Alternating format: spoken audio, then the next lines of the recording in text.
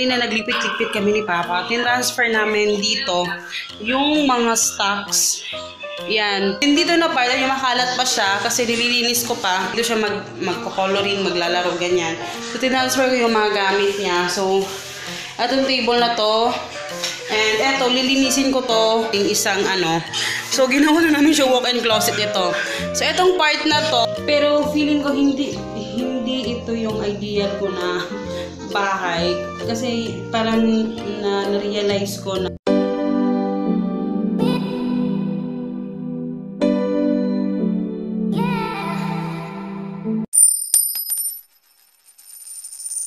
hello guys! Hello, good morning? Good morning ba ba? Yes, good morning. Going afternoon na pala. So today is March 5, 2019. Ayun. So ngayon ako nakapag-vlog, anong oras na? Kasi kanina naglipit-lipit kami ni Papa. Tinransfer namin dito yung mga stocks. Yan. And bukas pa ako maglilista kaya medyo konti na lang siya. Pero tinransfer namin dito. Dito yung tabi, diba, room namin. So dalawang cabinets dito. Ayan siya. So medyo lumuwag siya ng konti kasi yung mga stocks na like mga Play-Doh ganyan, nandiyan na sa loob ng mga cabinets. So, yan yung mga empty na. Yan yung ililista ko. Bukas. And then, dito na part is yung magiging kwarto na namin. Hindi ko pala nasabi sa inyo. Di ba si Hagrid, dun yung kwarto niya, yung sa kabila. Ang day, so siya natutulog doon. And then, may one time na nagulat kami kasi iyak siya ng iyak. Ano pala siya? Bangungot siya. Ayun, nabangungot. And then, nung transfer namin siya doon, nung umiyak siya, tinanong ko siya kung ano yung, sabi niya may mga zombie daw, ganyan, kaya yung mga zombie. Tapos, sabi ko, bakit mo nasabi yung zombie? Yun pala, yung sa YouTube Kids, meron pala doon yung mga, yung may mga zombie. Kaya pala, minsan, nagkwento siya sa akin na, yung babae daw, naghubad ng damit, and ano ba tawag doon? Tapos kinain yun ng zombie, ganyan. Sabi ko, akala ko okay lang yun na may pala sa kanya, may something. Kasi, be careful dun sa mga videos na yun. Kasi, may mga videos sa mga bata, yung may magpapatayan, yung may mga bastos, yung may basta, tingnan nyo yung mga videos na iba. Hindi ko alam yung iba bastos, yung iba din. At saka, nung ilang days, lumabas yung mumu. Yung mumu na, yung, ang tawag doon? Yung, binabalita ngayon. So, tinanong ko siya, pero hindi naman daw niya nakita yung mumu na yun. Pero takot siya na nakita niya yung mukha. So, yun, ilang days na kaming, si Hagrid doon na natutulog. Yung kwarto niya, doon kami natutulog. Ita-transfer na namin. So, dito namin itin-transfer. So, ito yung sa Shopee. Dito yun. Tingnan nyo yun, no? May mga, hindi pa ako tapos maglinis. Yan na lang yung mga maliliit. Ayan. So, tinransfer namin dito yung bed. Doon si Hagrid, dito kami. Ayan yung, parin yun ng cortina. Yan, apart. So, yung door na yan, hindi na namin yan bubuksan.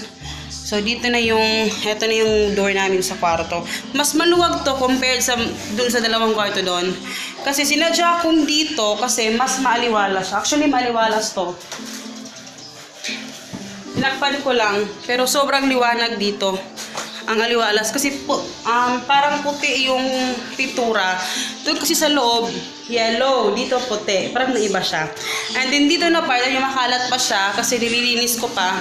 Tinapos ko lang yung doon. Dito yung plano kong gagawing play area ni Hagrid. Dito siya magko-coloring, maglalaro, ganyan. So, tinransfer ko yung mga gamit niya. So, etong table na to. And eto, lilinisin ko to. Hindi ko alam kung magagawa ko lahat mamaya. And, para ma-open namin siya. And then, yun, di ba nang suggest kayo sa akin na gagawing walk-in closet yung aming isang So, ginawa na namin siya walk-in closet ito. So, itong part na to, ayan, medyo makalat pa yan sa Hindi pa ko tapos talaga. Ito na yung magiging closet namin. So, yung cortina dito, bibilhan ko na lang ng bago. Ayan. So, kukunin ko yung mga frame din yun. Nangahulog yung mga frame. And dito na part, ayan, oh, hindi pa tapos talaga. Tapos isang ano dito, transfer ko. And then dito, yung mga, ano namin, yan pala kay Hagrid. Yan yung mga panghanger na. Ito naman yung mga pambahay ni Hagrid. Dito sa cabinet na to, ito yung ano. Yan, tapusin natin ito ano mamaya. Kasi malilita kami. Aalis na kasi kami sa school. Kami ko pang gagawin talaga, super. And sila ko ngayon para bukas, pag restock ko, ready na siya lahat sa mga lagayan. So, yan. Ayan, dumating na ako guys. So, nababadol ako dito guys. Ang sakit. Pero, ayan. Yung chika ko sa iyo kanina, oh, ayan. Diba? Maliwanag siya. Maliwanag pa sa buwan. Hindi naman gaganda yung aming bedsheet. Pero, hayaan nyo na. So, ayun nga. And, excited ako dito sa aming dito maglalagay ako ng mga pictures dito kay Hagrid, yung sa graduation niya. And ano pa ba yung ano ko dito, yun, i-arrange ko lang to. Hanggang sa letra tayo. Yun, I'm so excited. Tapos lilinisin ko na to. Hindi lilinisan. And magkakape ako mamaya. Bumili ako ng bread. So, yun yung mga changes dito sa bahay kasi nga, yun, kailangan natin ng pagbabago sa buhay. Bago sa buhay. Then, magchika tayo. Wait lang. Magchika tayo, guys. So, yun nga. Ito mga pagbabago na to, may changes. Kasi, kailangan namin itabi si Hagrid sa amin for now. Kasi, kawawa naman siya. Nung binangungot siya, iyak talaga siya ng iyak. Parang natatakot ata siya. Dahil yun yung zombie na yan. Tapos, lumabas pa tong mumu na to. Lumabas pa tong mumu. Kaya, ayun, natakot lalo. And then, gusto ko lang i-share, no, yung realization ko dito sa bahay. Kasi nga, kasi yung realization ko sa malaking bahay kasi 'di ba galing ako sa talagang masikip hanggang sa umabot dito. Pero yung na-realize ko, syempre hindi ko naman pinagsisihan na lumipat kami dito. Syempre saya ko. Sabi ko nga yun sa aking assumption na gagawin namin tong stock room if ever makakabili na kami ng bahay. Wait lang. Pero feeling ko hindi ito yung ideal ko na bahay kasi parang na-realize ko na kasi gusto ko naman talaga yung maliit na bahay lang, pero syempre gusto ko din na pag pumunta doon may mga relatives kami, at least makakatulog din sila doon, di ba? Pero na-realize ko din hindi ganyan kadaling magkaroon ng malaking bahay.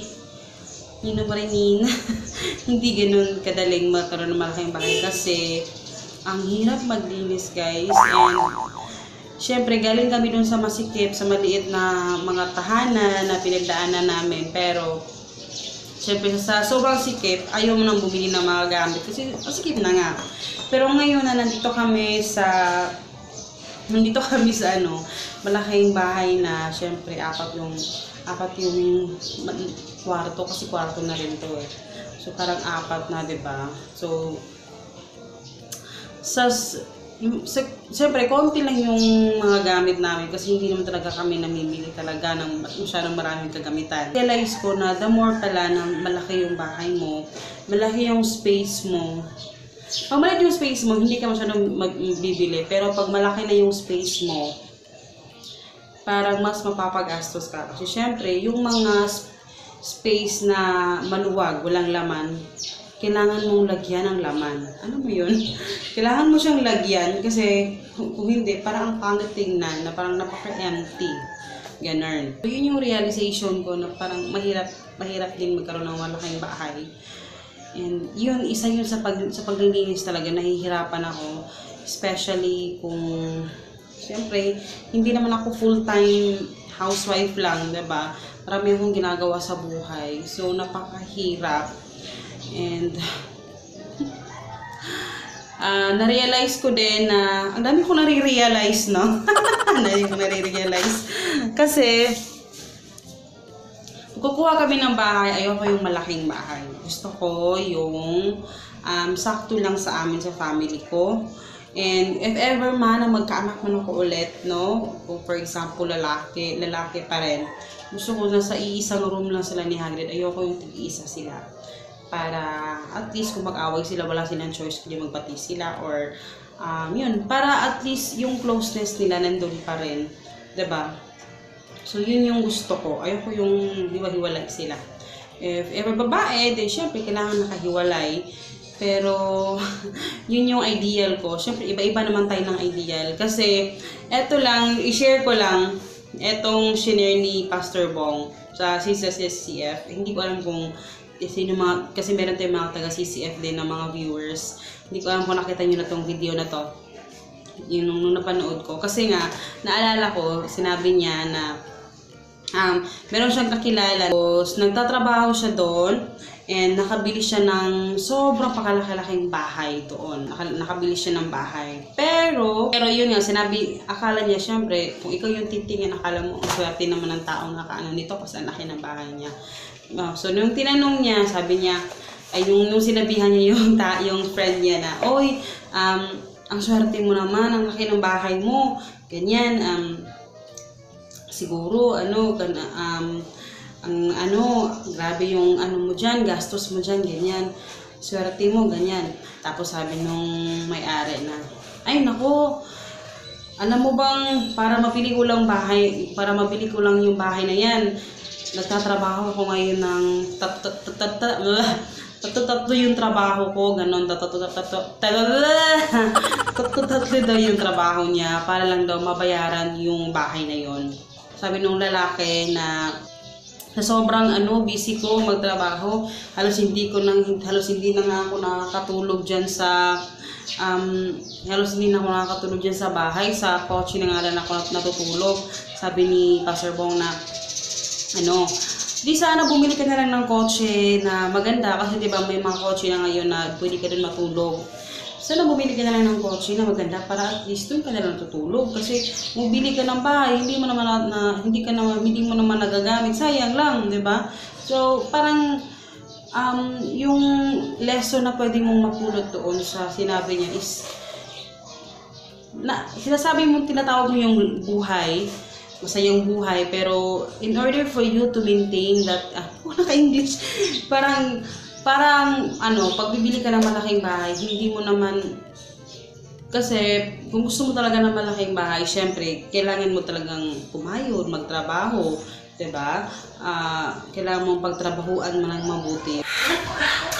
Ayan, medyo malapit akong matapos, guys. Ayan, medyo, na lang, ito, hindi ko ito binulot. Ang pag-map na lang dyan, mamaya, sakit na yung likod ko sa pag-map. Kasi yung mga dumi. At saka dito, parang napaka-cozy niya. Simple lang yung aming pero napaka-cozy. Parang ang sarap higaan. Di ba talaga ito bali tapos, pero pagod na ako. Nanonood kasi ako ng CCF habang my goodness. So, ayun. Hindi ko na tinatapos yung aking sinabi kanina. Naan ko muna to si Pastor Bong. So, yun lang. Parang hindi ko natapos ata yung sinabi ko. Pero yun yung mga realization ko. Hindi ko peg yung masyadong malaki yung bahay. Kasi ayokong ubusin yung oras ko sa paglilinis, sa ibibigay ko na lang yung time sa pamilya ko. Mas maliit, mas okay. Yun. Pero yung mga ganito kalaki okay na siguro, pero gusto ko yung up and down, yung kwarto sa taas, sa baba lang yung maliit lang na sala, ganyan. And then yun lang yung peg ko na bahay. Medyo napagod ako, guys. Tapos pag yung mga basahan, papalitan ko na yan pag mag-order ako sa Shopee or titingin ako sa yung basahan talaga na yung maganda naman. Tapos plano ko dito na yung magiging entrance namin. Let's see. Lagay ko yung mga sapatos dito. Ang dami pang mga kailangang Maganda kasi kung dito yung entrance. Hindi pa kasi nila binalikan. Wala pang lock kasi ito. Kaya kailangan nakalock talaga yun sa baba. Ayan. Kailangan pa siyang lagyan ng lock. Pero, ayun. Papahinga muna ako guys, kasi napagod na ako. Tapos hindi pa ako nakapag-meal plan. Tsaka walang upload ngayon kasi walang upload bukas. Every other day na ako mag-upload guys kasi yun nga, hindi ko na kinakaya. Hindi kinakaya ng powers. So dito na ako magpapaalam guys ha. So yun. Huwag kalimutan mag-subscribe. Follow niyo ako sa Facebook, Instagram, Our Family Budget, at saka Shopee, Chickies, Best Buy. Nakalink lahat yun sa baba. And see you in my next video guys. Bye!